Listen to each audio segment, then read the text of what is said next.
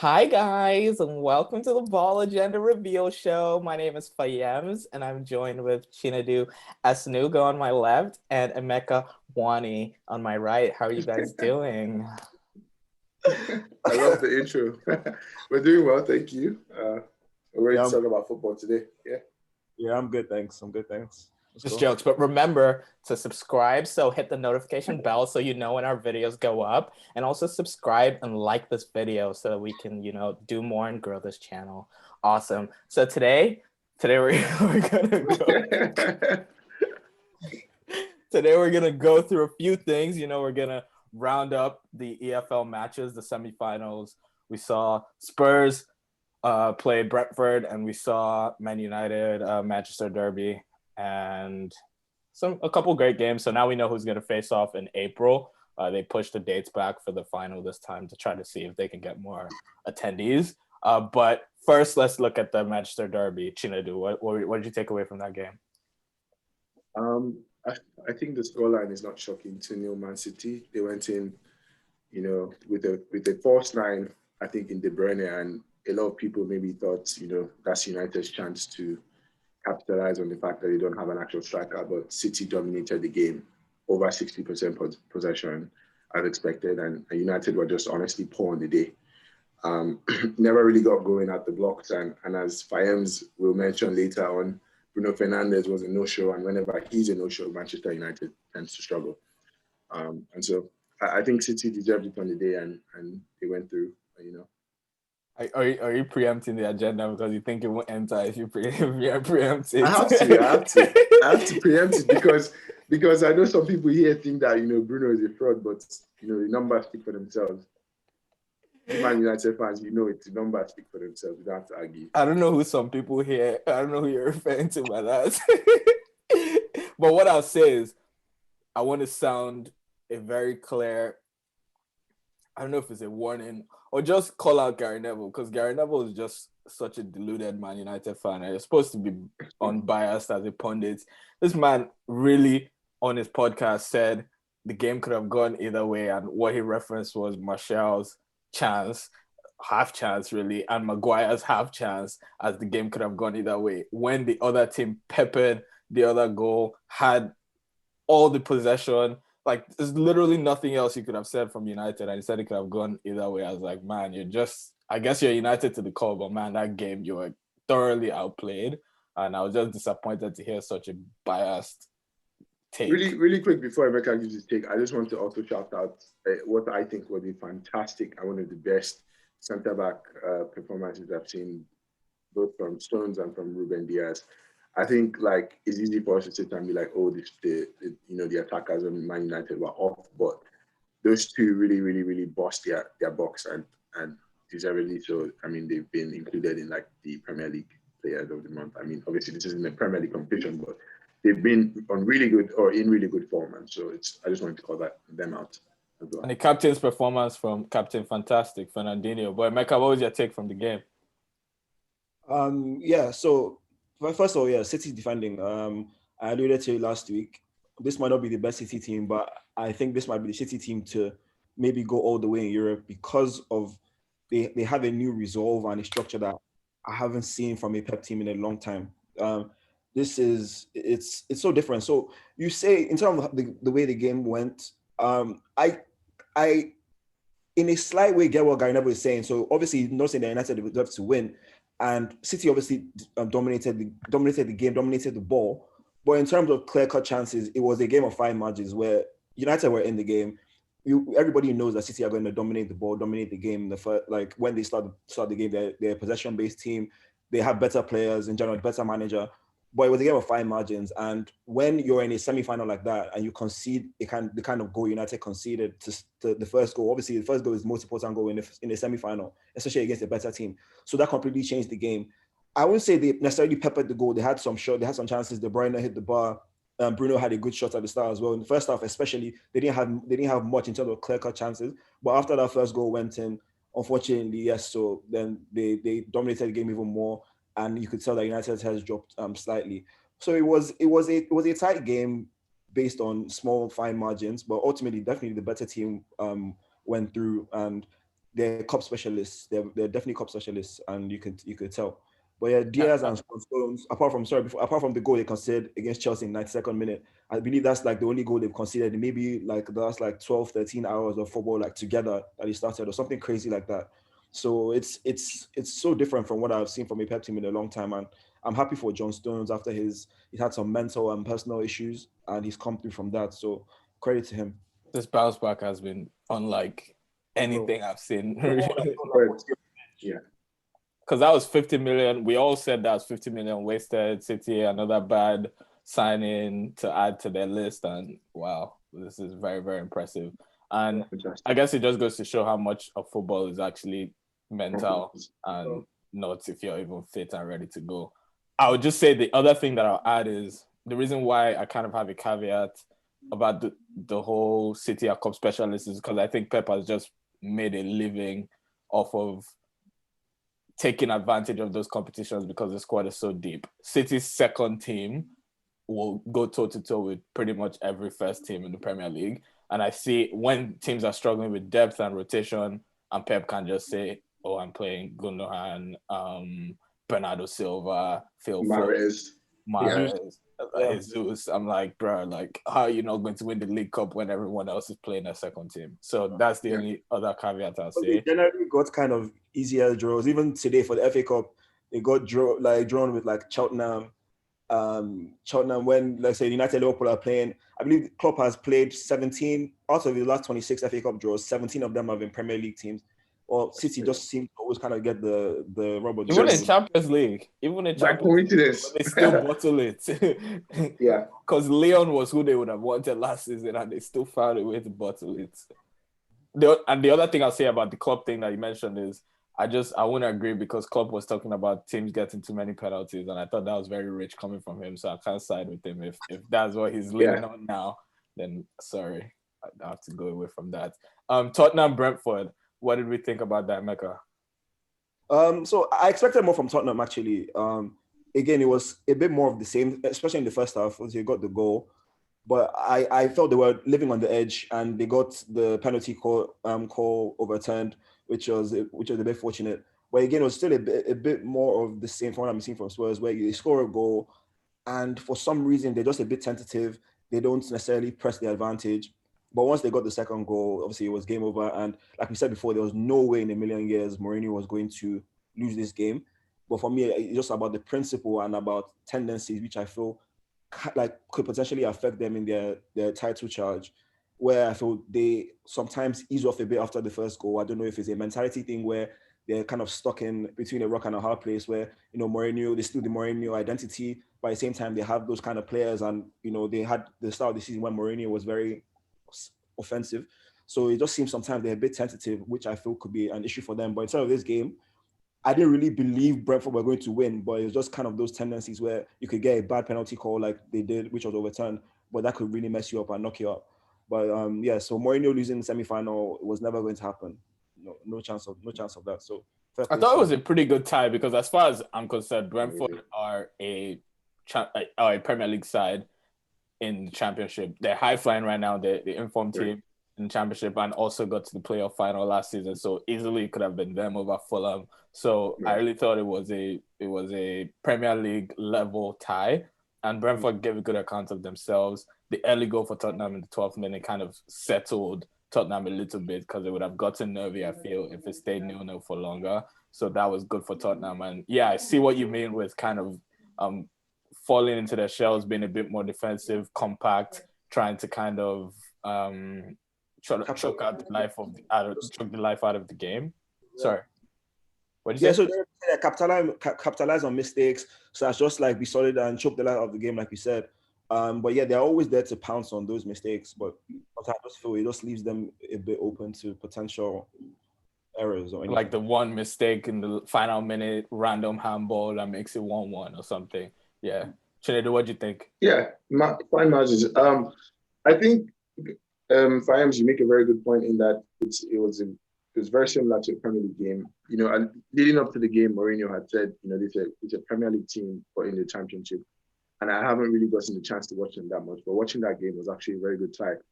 and had to do some research on the manager and who he was, and he's doing a fantastic. And they lost their two best players in Benrahma and Ollie Watkins.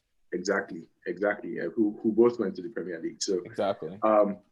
I think what Emeka said is very true as well. You know, they had a chance in there that was one of the tightest VAR calls I've seen. Ivan Toney gets a goal. Very, very close, but obviously the correct decision from VAR. But I think if that had gone in and stood, then I think that we would have been talking about a whole different, result. But I think Brentford, end of the day, they gave a very good account of themselves. They played fantastic football. They had some very good patterns of play. And I mean, the class of Sonaldo and the best left winger in the world. Does it again. I think all in all, just to wrap it up, I think Brentford can go home and be satisfied with their performance. Maybe not the result, but definitely they've shown who they are and what kind of football they can play. And we look forward to seeing them hopefully in the Premier League. As expressions will say, Son Perillon, Sonaldo, Son Hugh Messi. Yeah, a great man. Now, switching gears, we're going to move on to kind of a more topical segment today. We've been waiting to do this for a while, so excited to finally do this. We're going to start with an under-23 11. So the way, or a young player's 11, but the way the Premier League has their criteria is you have to be 23 at the start of the season or younger to qualify. So we're just going to say a 23 and under 11 at the start of the season.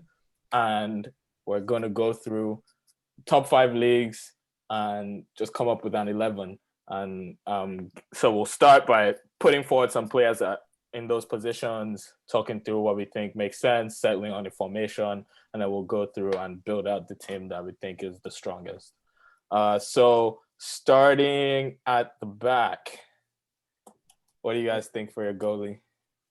I think that's a no-brainer. Yeah, I mean, mine was Donnarumma definitely for the young keeper, but honorable mention to, I mean, I feel Dean Henderson, if he was actually regularly starting, I think he would be one of the in the short list. But I think Donnarumma he's been starting for Milan since 17, almost more than 200 appearances already. Been playing very well for a team that is being sensational in the league, on top of the league at the moment. So I think some of young keepers, I think he's head and shoulders above everyone else. Yeah, personally. Yeah. That's why I said that's a no-brainer. I think Donnarumma, for the experience he has as well at 21, and for a keeper, then his best years are ahead of him. So I think he definitely needs the race for that. But honorable mention as well, like Emeka said, Dean Henderson, who hopefully will one day be Manchester United's #1 keeper, and also Meslier. Meslier is my pick. He was my pick for Premier League. He was my pick because of his ability on the ball as well. He has his ability on the ball is unquestioned, but as a shot stopper, and like he makes a lot of mistakes. Like even if you watch him closely, a lot of times the ball. So does Donnarumma too. No, Donnarumma's main issue is he's very, very bad with his feet, and like obviously because he's such a big guy, sometimes he's a bit heavy to drop down, but like his reach plus his presence and his leadership, I think that's what makes him head and shoulders. But Meslier, you can tell he's still a very skinny, like he's very difficult. He can't handle corners very well, has very light frame, but on the ball, he's Edison-esque. But I think that's why he'll be on the short list. But to be that #1 yet, I think is still way, way, way too soon in terms of Europe. Yeah. I think my vote goes to Donnarumma. Well, I think Donnarumma. I think this was a very, very solid way to start that. Like I love that analysis right there. So yeah. So starting from that, we have Donnarumma and goal 2. It doesn't really matter what I pick. So we'll have Donnarumma at the back. What formation do you guys think is best to go for? Well, that's interesting. What did you say? I went for. What'd you go for? 4-2-3-1. I went for a 4-3 because I think when we discussed, coming up with a list, we had talked about picking a manager as well. And so my manager was Pep, and I had a 4-3 because that's traditionally what Pep plays. So we could do a 4-2-3-1 and 4-3. I think a 4-2-3-1 though might take out a lot of players that we would want to put in there.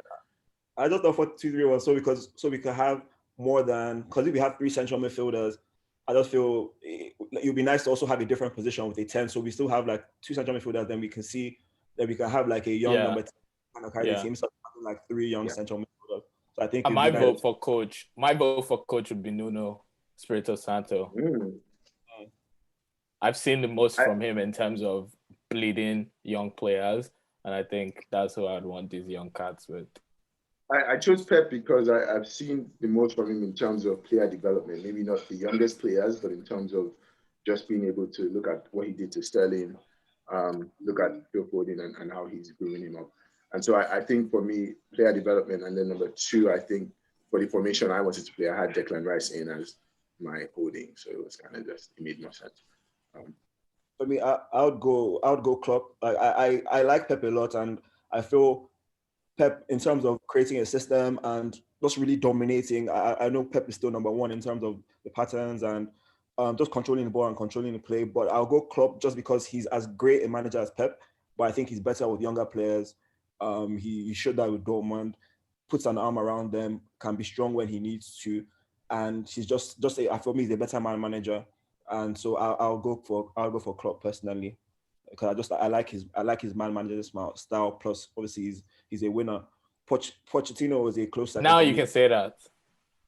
Sorry. Yeah. No, Now, I mean, now you can say Plus is a winner. he's a winner, but I mean, even with the kids, like he won with a very young team at Dortmund as well. So I mean, it's still a credit to him. But yeah, Pochettino that'd be my second pick again, just because of what he did with that Spurs young team in terms of maybe not necessarily taking them to the final hurdle, but I think he's a great man manager for young players. Like if we're doing under 23s, like he did the likes of Ali, Kane, all those guys when they were younger, I think he would have also been perfect for his team. Plus 43-1, that's something he loves as well.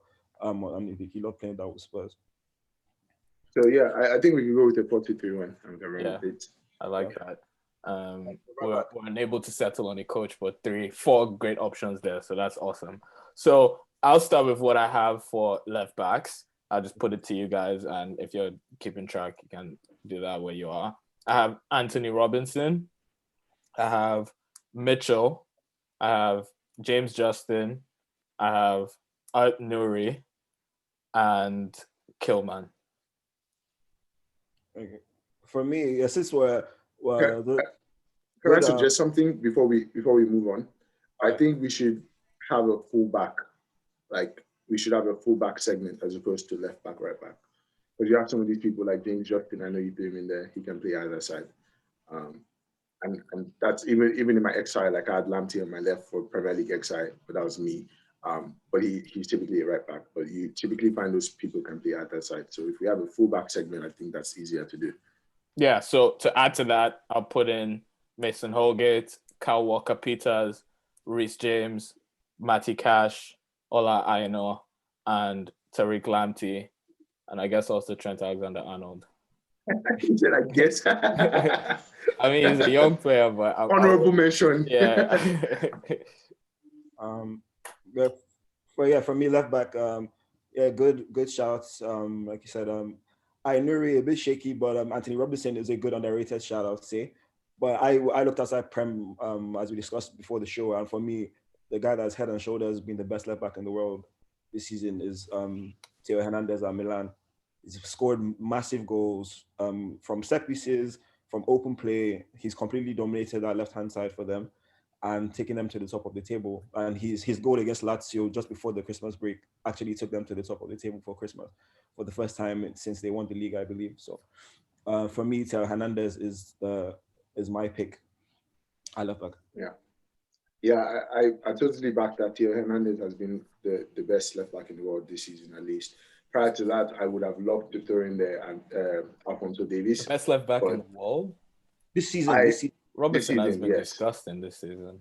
No, I mean for this category, right? By like because Robinson has been on something this season. Robertson. Oh yeah.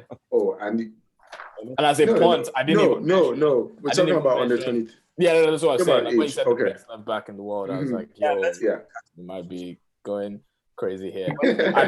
and also another honorable mention that I didn't add, Kieran Tierney.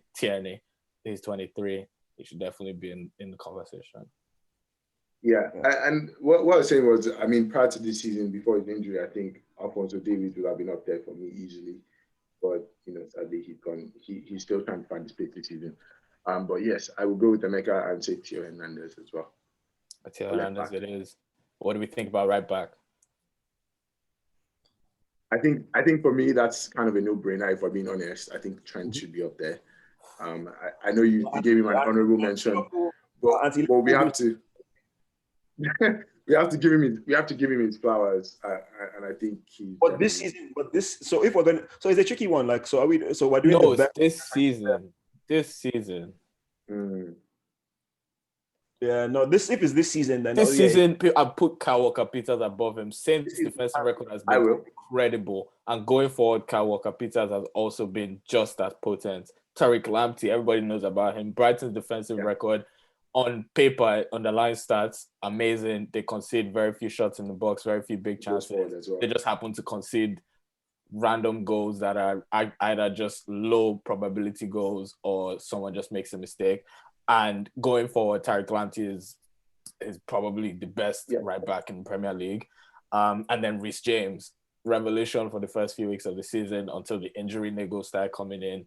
Chelsea had basically their flanks sorted with him and Chilwell. So I put those three as well as Matty Cash above Trent Alexander-Arnold this season.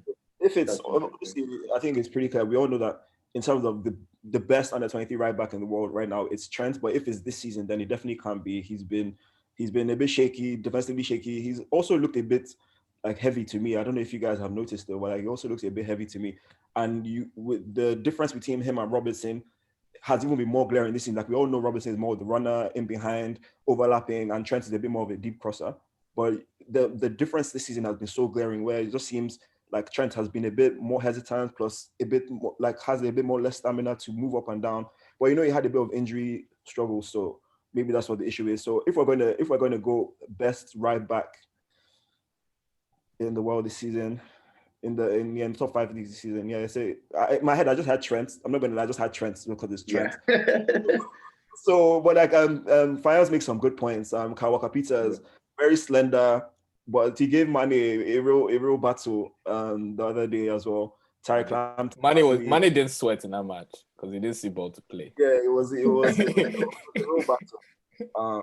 So yeah, I think we can give it to Kyle Walker-Peters. I was going to say himself since leaving Spurs. And I'm so happy for him.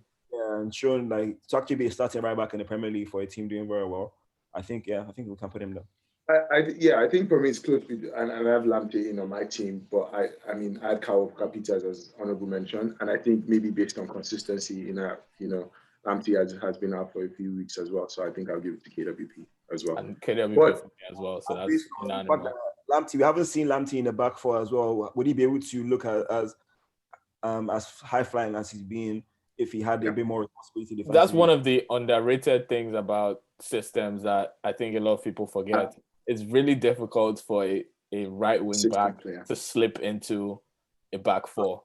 Like what Tierney has done at Arsenal is very underrated because he's played on the left of a 3, he's played in the left of a 4, and he's also played as a wing back, and he hasn't looked out of position in either in any of those positions. But Doherty basically said he's relearning defending because at Wolves he was a winger basically. So now he's learning how to be a right back again. Like it's so different, especially when he spent so many years doing something else. So that's a good point on Lamptey. Yeah. Sure. I was just about to say as well in terms of what you just said. Of course, like Trent has not been playing right wing back per se, but I read an article and I watched a video analyzing Liverpool's problems right now, quote unquote problems. And when Trent is not used to having Fabinho and last time Henderson in at the back, he used to having Van Dijk and Joe Gomez, so he has a bit more license to run forward because you have those quicker people. So now Trent has a bit more defensive work to do. That's obviously going to affect his game as well. So when he looks heavy and looks hesitant to cross, he might not be getting those same runs and in those same positions that he's always done in the past. So when you talk about systems, is my point. Liverpool were a well-oiled machine before all these injuries, and that was what was helping Trent. And I'm not saying he's a system player, but now the system has kind of changed with a few people dropping back and a few injuries, and now you see that Trent start to struggle. Whereas Robertson, takes a bit more initiative, runs in, does more than just the cross and inshallah, essentially. And I would add that people think system player is such a disrespectful term, but really there's nothing wrong with saying certain players play better in certain systems. Yeah. or certain players have different attributes to certain systems. Kevin De Bruyne takes more shots when he plays as a false nine. He looks more attacking. There's nothing wrong with saying that because it's just a fact. Like when Sterling plays with Mendy and Sterling has to come in a bit more central, he's more of a goal threat. He's more of an attacking player in that system. Like things like that are okay to say. And I don't think saying there's certain people that just do better in certain systems, and that's totally fine. Yeah, so I think moving forward, KWP, right back. Let's go. Perfect. So I'll give you my picks for center backs. I have Godfrey. I have Gabriel. I have Ruben Diaz. I have Ben White. I have Ezri Konsa. Yeah, I think Diaz, obviously. Yeah. In all leagues, he's come so much of a leader. So watching him at Benfica and even our Portuguese national team, like I never, if you see him now, he's actually a unit. Like I never thought he was that big and strong. I thought he was one of these like John Stones kind of technical center backs, but he's actually a beast. So he's a leader. I've been wondering what language he's speaking in because he's always shouting. Because I heard him screaming. I can't remember who it was. I think it was Gundogan, one of the corners in the game against him. It was like Gundo something. And I was like, damn, like that is absolute monster. He's 23 though. He's 23, yeah. What were other teams? What were other teams? Well, no, we said if you're 23 at the start of the season. So I think at the start of the season. So even some people that have turned 24 in the last few months are eligible. Okay. Yeah. Monster has to be in. Yeah, I think my picks would be, I would say Gabriel and Diaz. One on my left-footed center back, and then Diaz on my right. I want to add to that list. He said no way. Go on. I want to add to that list. I want to throw in Wesley Fofana as well. And if Ruben Diaz qualifies, then I think Joe Gomez has to be in there based on age as well. Yeah, no, but we're talking about this season. Okay. And we understand Joe Gomez. Well, Wesley Fofana has been. Fofana should have been in there. I agree. Yeah. For Leicester, and he's on my XI, and he's just 20. He's been an absolute revolution for Leicester, and he's looked like an absolute unit at the back. Absolutely. Gabriel, no way for me. I'm gonna go. I know you have this agenda against Gabriel. I think he's one of those defenders. He's quick. He's strong. He likes to get tight on the striker, but like, I feel he's going to be a liability. He's one of those guys that if you have sense, you finish him because he's all about. He loves to get, even like I remember at Old Trafford, like even just small Mason Greenwood, like he just gets too tight and he skin him. And I'm not even surprised that this good run in Arsenal form, surprise, he's not been there. I he was like never the problem with Arsenal. He's got very good physical attributes, but I need to see more. I don't trust him yet. But I was going to go Upamecano with Diaz. He's also had a very very good season in the Bundesliga. Leipzig have been doing really well. I don't know if they're still top, but they can check actually if they're still top.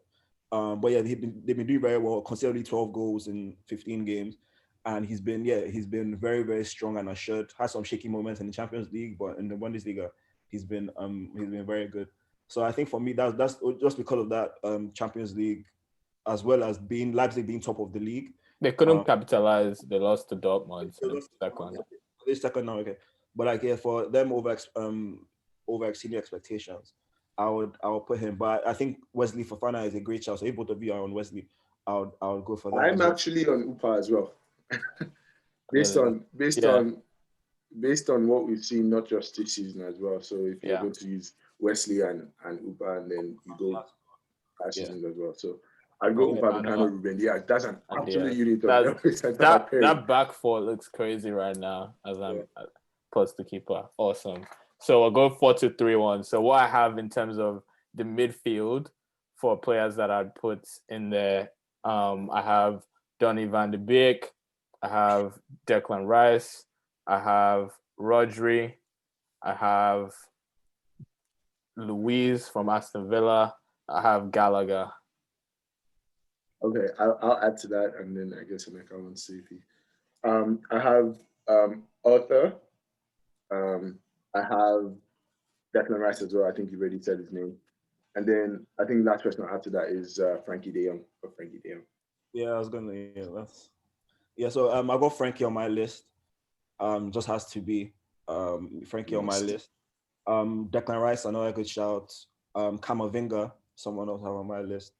Oh. That's the FM in me. That's yeah. I was gonna say. Yeah. So the two I had in my double pivot were Kamavinga and De Jong, but Declan Rice is actually a great shout because he's been real this season. I'm feeling like you want a bit more, one person more of a sitter, defensive, and one as a more of a box to box. And so for me, hearing just the people we call that right now, I'll go for Declan Rice and FDJ just because FDJ is more of a progressor. Like I'll get Declan Rice to sit, break up everything, and then Frankie De Jong to just, if he needs to drop deep and if you need to get forward and carry the ball, be box to box. Just to carry, it depends because De Jong too can De Jong low key actually likes to sit as well. So it just depends on what you want in your team. Like I guess some managers want like the box to box going forward, like the Pogba going forward. Then you have the sitter, or some like to have two solid. Maybe one that can be obviously a bit more box to box, but not maybe that further forward going. So I think De Jong and Declan Rice might be a bit safe. It might be a bit safe, but they're both too safe or just safe. Yeah, no, it might be a bit not too safe, but it might be a bit safe. But yeah, Frankie can go forward though. So what do you think about the Gallagher and Luiz picks? What you say, Luiz or Florentino? Douglas Luiz. Or Douglas. I mean, obviously they're good shouts in terms of the short. 22.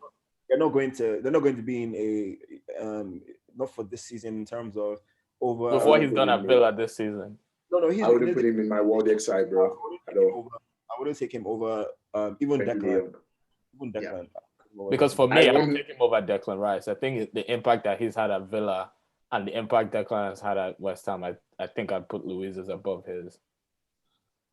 That pivot with McGinn is central to everything Villa have accomplished this season.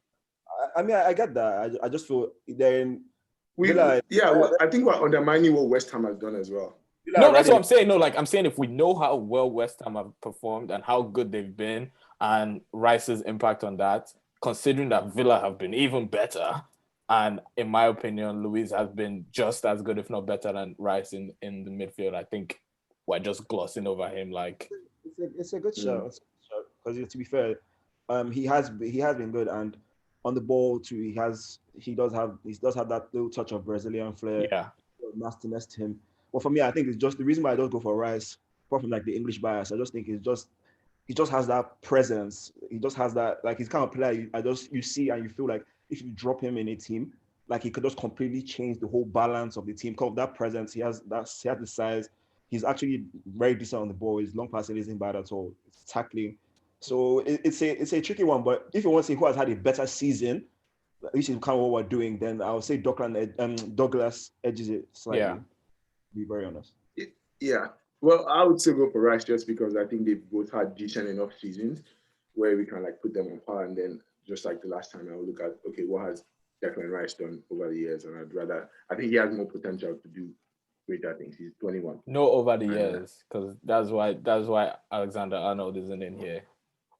No, but I'm saying if they are both on par, and then I say what has he done in the past and what's he going to do? Hopefully, I think Declan Rice. Over the years, they've both been fighting for relegation. I think but I think Declan Rice, even when West Ham struggles, I think Declan Rice has always been. Douglas Luiz was just a guy. Yeah, I think Declan Rice has always been that stand-up player, even when West Ham struggles. A lot of it was English hype before he ever really did anything. Again, it's tricky. So if you put always overhyped, but. Let's do it this way. Let's take a vote on who we're going to put in there. I personally, I'm going to sit here and tell you I'm the biggest fan of Frankie De Jong since his Ajax days, and I personally think he's generational. So he's on my team regardless. So let's put that out there. I think I would want. Okay, go. Yeah. No, I was going to say the other spot for me is Declan Rice. So I'd go FTJ, Declan Rice.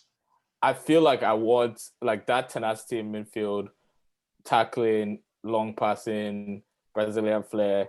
I want Douglas Luiz in my midfield, and I actually want a progressor, someone like Donny van de Beek, to pair with him. I feel like that midfield has good balance.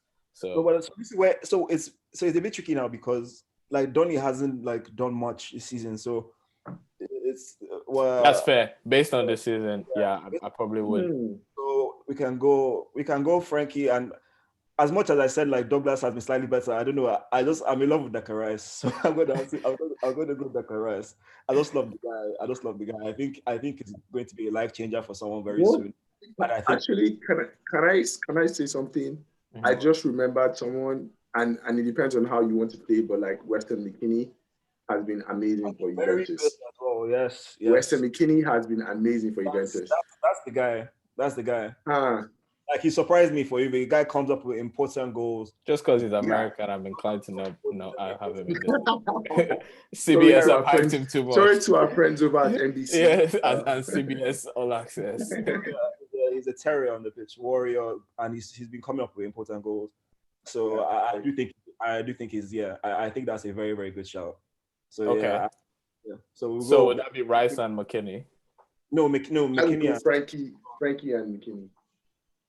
Who do you? And Who, that's what's looking your pick? very very lightweight, very defensively.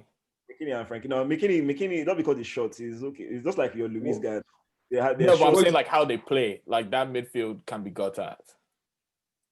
Mm. yeah, I can see that they're not the most like they're not going to like be the most aggressive, but McKinney brings a lot when Or it comes to like defensively minded. tenacity. No, McKinney is like Very he's not a tenacious. but like he's tenacious. Like he's like a budget Vidal Kante. is tenacious, but he's not defensively minded.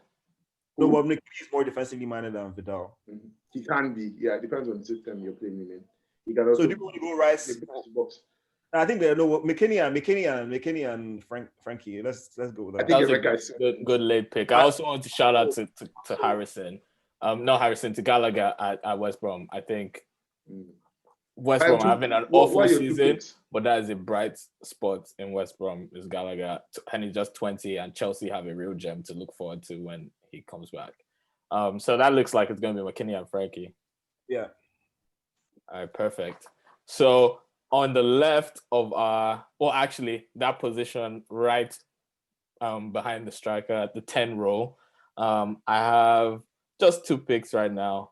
Well, kind of the third one has been injured all season. That's Alan Saint-Maximin.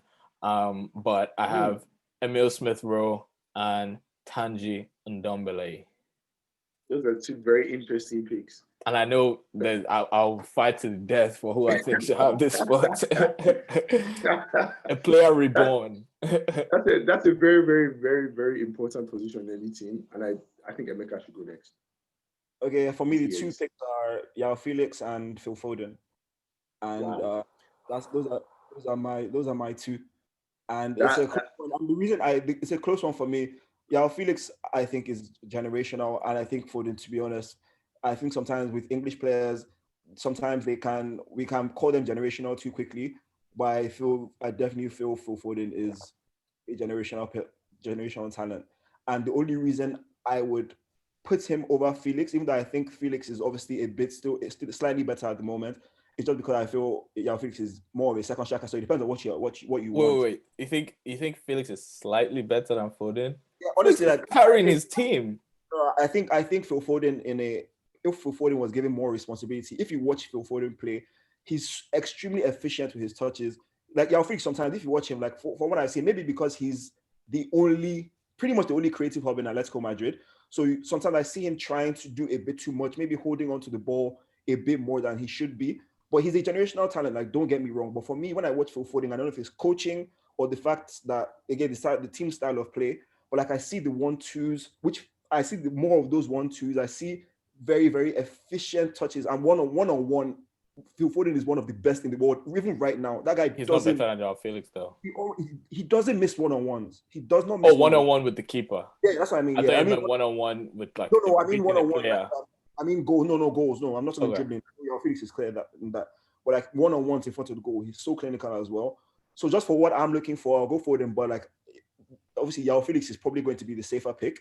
But for me, I'm in love with Phil Foden and how he plays the game. So those are my 2 10s, and I don't. I love your picks. That made this very interesting. What do you have? You know what's funny is I had two of those same picks, and I had one extra person in, and it depends on how you want to play. I had an extra person like Aaron Martinez as a support striker, not as a cam per se. But I had Foden and Joao Felix as well.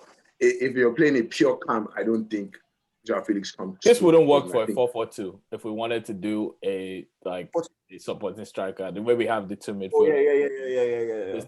This team will be ravaged. It'll be in shambles. But as a pure cam, I would rather have Phil Foden on my team than Joao Felix 100%. And so Foden was on my team. What would you say? It's a tough one. That I would say puts him above. Like, what are his attributes that say he's better than Joao Felix at? For me, I'll say it's just the efficiency. Like I watch Foden, like every touch makes like a difference. And I feel if you're going to be that number 10, I feel you have to be very efficient with your touches. Even like someone like you see Bruno, for instance, he almost never like carries the ball. A lot of time is one touch, even if it's like his normal misplaced pass, is one touch. What commentators every game will say is a rare misplaced pass. He does it every game. They're like, the rare misplaced pass by Bruno that comes out with like 75% pass complete. So that's dumb. But for me, with Foden is just the efficiency of his touches, and I feel very, very, very like in terms of picking. They're actually similar in a way in terms of like picking up the space, like finding spaces. They're very intelligent. Correct. And who's more of a goal threat? Just that efficiency. Sorry, go ahead. So that's what you're looking for. I would say in terms of picking up space, they are both very similar, but then one picks up more space in the box, like Joao Felix would find better space in the box. But Foden is like, you want to talk about like Emil Smith Rowe, right? And how he picks up space in between lines where we want others to pick up space. That's what Foden does as well. He does that as well, because if you think about if you watch Atletico Madrid play, there's no other player that can play that role or move the ball from like a Koke or Saul towards the front line. If it doesn't go through Felix the way they played, if you watch them against Bayern at the second match in the Champions League, the second meeting, if it doesn't go through Felix from those two sitting midfielders, it's going to Carrasco or it's going the other way, and they're going to try to cross the ball in or do some kind of and when he picks the ball up in those spaces, so he does pick those spaces up a lot, and I see the difference because Atleti he wasn't playing that well last season, but prior to him, Atleti didn't really have that player. So when you see it, you always notice the difference. It's just like when Emil Smith Rowe started playing for Arsenal. Before, while Ozil wasn't playing, you saw that empty space in front. And once Smith Rowe came, it was so clear what was different. And I think it was so clear when Felix started picking up those spaces. So I think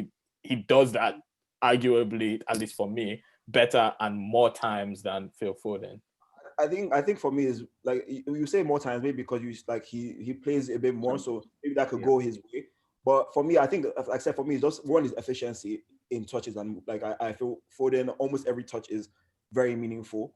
Like Felix is, again, because he's the creative hub, he has to do more, he has to carry the ball more, and to be fair, he has better one-on-one ability in terms of dribbling. So maybe that's why we see that. But in terms of like the efficiency of touches, that's why I'll go with Foden. But I do think Felix is obviously a better player. So that's what I'm looking for. But Felix hasn't really played as a 10, which is what we're playing in our formation. He hasn't really played that 10 role. Which is why I go with my pick. More of Saint Maximin. Tanji. No. This season he's a player reborn. He's a player reborn. Okay, but bro, Tanji's the only reason why you would want to watch Spurs. Bro, shout out to him. He's looking absolutely fantastic and worth every single penny. Have you seen that guy lose the ball once? I wouldn't. So shout out to him. Have you seen him lose the ball this season? No, but we've always known he was press resistant. We've always known that. That's not the debate here. I see him panting. I personally would rather have Phil Foden as my cam than after 60 minutes. The 60-minute man. Exactly, and he still gets taken off most times after 60 minutes. Almost like he gashes out. So, and then he brings all themselves in. Players, adding assist to his game, goal threat, linking play from Højbjerg and Sissoko. Can Phil Foden play his role? If we're going, of course. But if we're going to do this season, what do you mean by of course? Like we're talking about central attacking midfield role. I'm There's no just trying question. to, I'm just That's throwing, can Emil Smith Rowe play his role? Yes, he can. Like we're saying, just can a throwing, central attacking midfielder play central I attacking don't think, midfield? I don't think Yes. I doing semantics. I don't think he meant more like the role he's playing in Spurs, more like the No, I'm way not saying semantics. Like, what do you mean by his role? the way they're asking him to play, because obviously Phil Foden can play the central attacking midfield role. I think he meant more like can he play the role in the team that Tongi is asked to play? So I don't know, maybe the specifics of that. Let's even look at how many times we've seen Phil Foden play that central attacking midfield role. How many times have we seen it? I was just going to say that if we're going to do technically this season in terms of okay, who is actually playing there more often, and because he's had a bounce back season after the difficulties of last season. Even in the history of Phil Foden's career. Like I think Foden is a much better player. No, the history of Phil Foden's career. How many times have we seen him in that I central? need to screenshot that. No, genuine question. In the history of his career. No, you're right. How many times have we seen him in that central attacking? You said he was so disgust. Because my man is here doing it for Tottenham week in, week out, playing every single game, looking the best thing to happen to that role since Prime Ericsson. Before this season as well, nobody has never been a 10. But he's doing it this season. He's doing it now. Fair enough. So but we also have to remember that a lot of times Harry Kane is the 10 as well. So in the belly in the team. The way they play. Harry Kane can drop deep, but that doesn't change really what in the belly does when he drops deep. Yeah. It allows more people to run forward, meaning your Mora and your son to progress. So it does change their position, or your Mora and Bergwijn, or your son and Bergwijn. But it becomes Ndombele and Kane playing that role. I don't like Ndombele. I'll go with Felix. Get out. Die on this Ndombele train. Well, fair enough. Just because he has argued it very well, I'll give this one to Fire. Ndombele, yes, I'm so happy about this. Okay, left wing. I have Harrison, Diangana, Dwight McNeil, Pedro Neto. This is what I have, but you come with what you have as well. So I'll go again. Harrison from Leeds, Diangana, West Brom, Dwight McNeil, the only footballer in Burnley, Pedro Neto, Eberechi Eze, Christian Pulisic, Richarlison, Jota, Harvey Barnes, Marcus Rashford. Where's Saka? On the other side. Okay. For me, because I've seen Saka play more. I mean, obviously when Obama is in the team, he plays right, but I put Saka as left. Actually, I put Saka as right because I put Pulisic as left. So I have Pulisic as well, and then I think we had tried to branch out, so I put Chiesa up there as well. But those are the two I'd add onto who you have already. Chiesa Juve, sorry. Mecca, what do you think? For me, my short list was Rashford, Pulisic. Before Ibrahimovic got injured, Rafael Leao at Milan, and I mean Fati as well before he got injured. Yeah. Someone else I thought about. Marcus Thuram at. I was gonna say Thuram. Yeah. If you put in. For me, I have to go with my boy Rashi. 14 goals this season, 6 assists. Oh my goodness. Top scorer before the. That's interesting. The most awoof of, like, when you think about how he has those goals, you just be so disgusted. But the reason why I'm picking it is, apart from this season, just in general, I feel out of all these players that we've mentioned and the young players under 23s, I don't think, and even before, he's been carrying this pressure at the biggest club in the world for years. And I feel the spotlight, the criticism, what he's expected to do. He's 23, getting sick numbers, and he still gets criticized. The best left winger in the world, you say, Son, at 23, he was in Leverkusen. Mane at 23 was in mid-table. So I don't think he gets the amount of credit he deserves in the last 18 months that he's like stepped up. Some things come from life situation and where you are. I'll pick Rashford just for that, because I feel he's Manchester United. Before Bruno came, he was carrying the team, and even now he and Bruno are the two best players in the team. So I'll pick Rashford for my left wing. I have two questions before I pick. First of all, I had Rashford on my team, but when it was Prem based, I had him in line. And so now that's obviously going to change because now we have like a world XI. So my vote is currently for Rashford. However, does Kylian Mbappe come into this conversation at any point? I mean, he's right wing. I thought that was already pretty clear. Okay, because as long as Mbappe is in, then that's kind of a shoe-in. That's a shoe-in. Sure. So I will go left wing, Marcus Rashford as well. Sorry, I've already been outvoted. The youth picks. But I would say we have to give a honor. Huh? I said put some respect on his name. You want just to be abusing Rashford for I don't think like if you actually look at it since he was 18, since he was 19, because 18 he was still a kid, but like 19, he's like the spotlight on him has been ridiculous. And I'm saying like now Rashford has a bad game. It's like when someone's a Leverkusen having like in and outs, inconsistent games, like there's nothing but Rashford at 22, 23 has to be consistent and carry the biggest team in the world. It's Leverkusen. Like, I don't think not many players in the early 20s. You look at Kylian, you look at Haaland, even all these Sancho, all these guys we like, Thuram, Fati, they don't have that responsibility. Kylian doesn't have that responsibility. No, I said apart from Kylian and Haaland, like all these guys we like Sancho, Fati, Musa Diaby, Marcus Thuram, like no, when they have disaster class, no one says anything. I love that disaster class. But like Rashford, when he has a bad game, or like blah, blah, blah, blah, blah. Or like Mane at Southampton. Where's Bayer Leverkusen? We're doing well.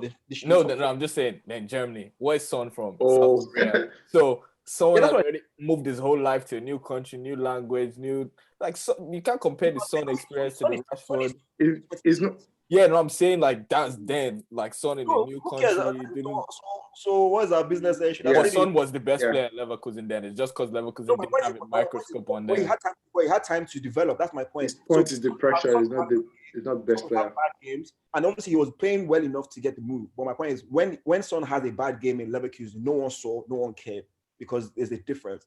But Rashford, he's had to grow up at the biggest club in the world, with all the eyes on him. Mane, Salah, the best wingers in the world now. Mane, Salah, like you said, Son. All these guys, they were able to grow out of the spotlight, and now they are their peak. Coming to the spotlight.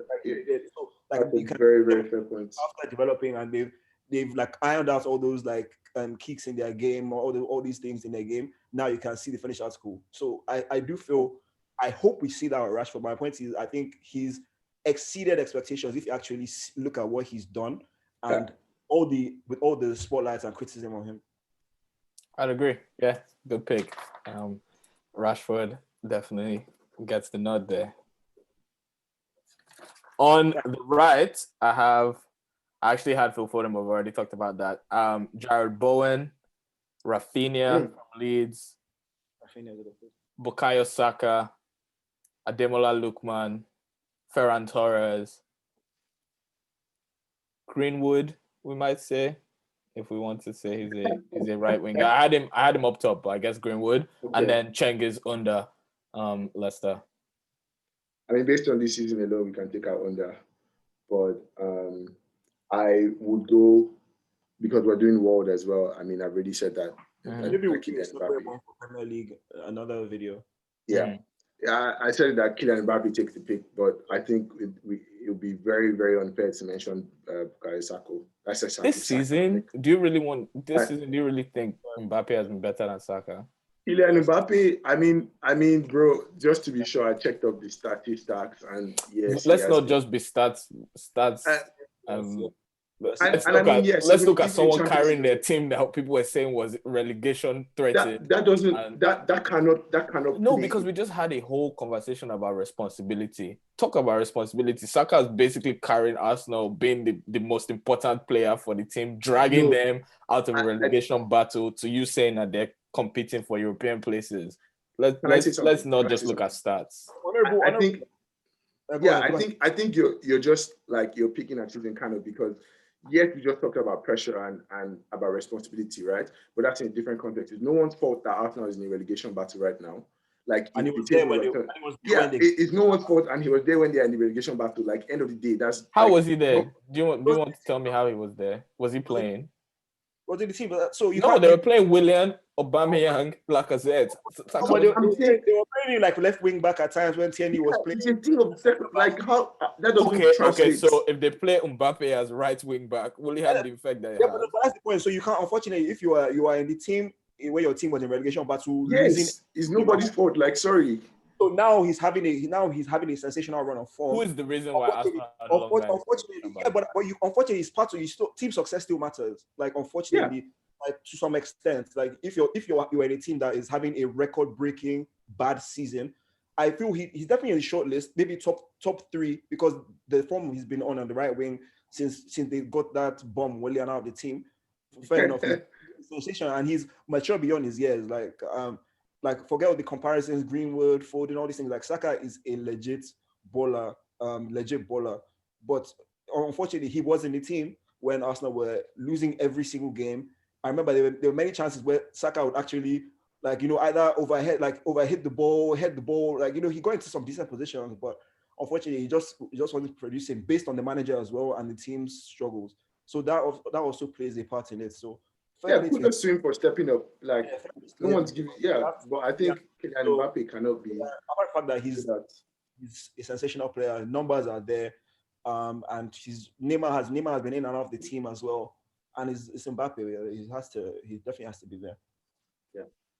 Yeah. Mbappe it is.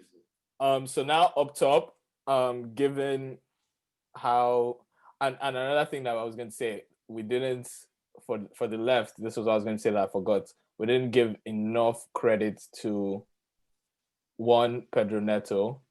And even Jota as well. And Jota. That was it. Like Jota, really until he got injured. Yeah. Jota was better than Rashford. He probably would have made it. Yeah, so that's sad. That's life, right? Because Jota off the bench, if we're just looking at numbers, was No, I think it will be very unfair to leave out Pedro Neto. He's been fantastic as well. Up top, I just have one nomination, Dominic Calvert-Lewin. But I know you guys will have the Haalands of the world. so no, let's talk about it. But like I only looked at the Premier League, so Dominic Calvert-Lewin. It has to be the robot. It has to be even he's a beast. I watched the game against Leipzig this weekend. That guy he's actually a robot, like legit, and he's actually improving. Generational talent. No, 100%, no question. Even just someone on this call will argue. I don't mind him. Someone that thinks Bruno is whack, Trent is whack. Everybody, this guy is just. Is that what I said? But it's Bayeb that can play. But is that what I said though? Haaland goals, even his build-up play is improving. He's just a 6'3", 6'4" monster. I'm going with he beats in the far post to score the header this weekend as well. Yeah. So yeah, Haaland. I don't think I can really argue that under 23 best striker in the world. Someone that's already probably top 5, top 7 in the world, top 5 in the world as a striker right now. Oh, come on. I think Emeka makes some very. Why would you do that? Was that just for argument's sake? Why would you do that? Relax and actually think about this for a second. No. To be fair, Emeka, you make a very good point. Especially the goal he scored against Leipzig, I think touched on a lot of things you said, like his build-up play, especially. He's improving, yeah. Where he beat like 3 guys. Is Haaland better than Lukaku? Yes, he is, yeah. Oh. I would not say that. Lord. I would take Haaland over Lukaku right now. And Lukaku better than Lukaku. I'm a Lukaku fan. As an out-and-out striker, I think Lukaku has been disrespected for his whole life. This man has been doing it for like 10 years. He has been disrespected multiple times. 27. However, so you rather have Haaland at United than you rather have Lukaku at United than Haaland? That's a different question. You've switched the question. I'm not talking potential. I'm not talking potential. Who would you have? Who would you rather have in your team, Haaland or Lukaku? For me, it's a thing of style of play, right? No, chill. Let me try and answer that. For me, it's a thing of for me, it's a thing of style of play. Like Lukaku will get you goals, and that's a fact. But then he does in this way that is like messy a lot of times. It's more messy than not. So you don't want to watch it, but you know that he'll get you goals. I would rather take as a goal scorer. I would rather take Lukaku. I'll be honest with you. However, for the sake, and that's what I'm saying. But no, is there all this shall I? Let me land. For the sake of my team's play and build up an XYZ, I would rather take Haaland. Like, do you get what I'm saying? So I think that's not the question we're talking about now. Who is the better out and out striker, Haaland or Lukaku? I have to disagree with that. The reason I would disagree with that because if you actually watch them, stylistically, they're very similar. Because you say build up play, like Haaland doesn't even have a great first touch yet. His game is still a bit raw. He's still rounding up his game. So stylistically, like they are both goal getters. It's just who would you like? Haaland is a goal getter more than any build up or anything. He's a goal getter. Lukaku too is as well. But they both have their flaws and whatnot. But again, you guys are roundabout saying if you had a choice to be in your team, I pick Lukaku. I think we should leave this one up to the audience. Yeah, we should definitely ask. We should definitely ask. But when you said that, I just want to pose just that top 5 thing you said. It got to me. Top 5, top 7. Facts. Griezmann? How do you say Griezmann better than Haaland? Are you on crack? So Haaland, I'm asking you, Haaland's better than Griezmann? Of course. Yes. Easy. Okay. As a striker, yes. Easy. Griezmann is Griezmann. Chiro Immobile. Haaland. The only players I'm taking over Erling Haaland, Lewandowski. You think Haaland is better than Immobile? Haaland, I would take Haaland over Immobile. Look at so Immobile. Last season he scored 30 goals. About how many double figures? Yeah, you hit Fernandes because he takes penalties, right? Immobile. What has Immobile done Champions League? No, I'm asking. So wait, who else was Fayem's calling? Let's check the stats. I'm even sure Haaland at 20 has more Champions League goals than Immobile at almost 30. How can that be your call your 5? Call the other name. How can that be what you're basing your criteria on? No, I'm saying as a striker, Haaland has more goals than Aubameyang. Is he a better striker than Aubameyang? Haaland has everything because he scores. He's big. He's strong. He's tall. Immobile is a one type. He's an off the ball type of striker. Okay, one type of striker. Then let me give you a perfect one type of striker. Jamie Vardy. Is Haaland better than Jamie Vardy? Immobile in any team, and he wouldn't have the impact. Immobile went to Dortmund. Like no one cares about that. That's what I'm saying about system. Like you can put Salah in some teams and Haaland will score anywhere. You can put Salah in some teams and it'll be ineffective. Doesn't change the fact that he's one of the best wingers in the world. National team is bagging. Salzburg was bagging. Dortmund, he's their best player already. He's bagging. Immobile is not better than Haaland. I won't accept that because you can take Salah and put him in some teams and he'll be ineffective. Doesn't change the fact that he's one of the best wingers in the world. We don't know that because he's bagged in his last. Okay, so how do we know that Immobile will be ineffective? Because he's been to other teams and he was not that good. There's so many other factors around that. Last year is where he's shown, and even as he's shown, I will still take Haaland over Immobile. National team, Immobile Jack. Champions League, Immobile has not done anything either of note, and when he made his big move, he flopped. So who else? Jamie Vardy. We'll wrap it up. Nope. Why? Because Haaland is a better player. I mean, to be fair, I wouldn't take Jamie Vardy over Haaland. So no way. Who else? Lewandowski, Harry Kane. Luis Suarez, Lewandowski, Aguero. No anymore. Obviously, Luis bagging. Luis Suarez.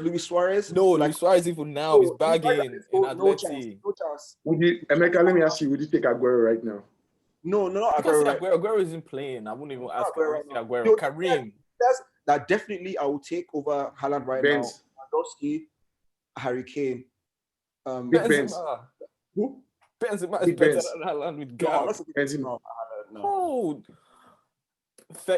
Once again, when you're analyzing the game, doing a deep dive, sharing your opinion on social media, if you feel like I feel like that was the perfect note.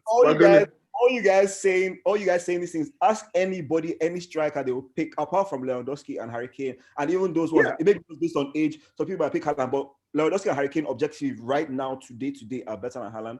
But all these guys, Luis Suarez, today, having a bit of a renaissance, but would you take him over Haaland right now? Yes, sir. And that's why I said, see, I think this is a great way to end. We're going to leave it up to the audience to tell us what they think and who they think is better than Haaland. Wrap us up, please. Thank you.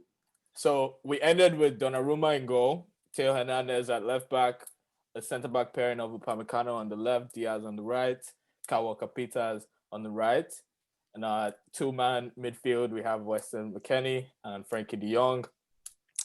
Centre attacking midfielder Tanji Ndombele On the right, that French connection with Tanji, Kylian Mbappe. On the left, feed the kids, Marcus Rashford, and MBE. and MBE, of course, appropriate MBE, respect, my and boy. up top, Erling Braut Haaland. Very strong side, and we'd welcome your thoughts for what you think, how the side could be better, where you think the side is weak, or where you think the side is particularly strong, and we'll continue with that conversation of strikers today that we kind of got into at the end there and got Okay, in. in the comments below, please let us know if you think Haaland is top five in the world right now. Not history right now. If someone is saying that there are 7 other strikers better than Haaland, please, if you believe so, let us know in the comments below. Or am I crazy? Yeah, let us know. So just answer, is Emeka crazy or yes? So those are the 2 answers we're looking for. So once again, if you're analyzing the game, doing a deep dive, sharing your opinion on social media, or any other thing that you might be doing, just ask yourself, do I really know ball? Thank you very much. Good night.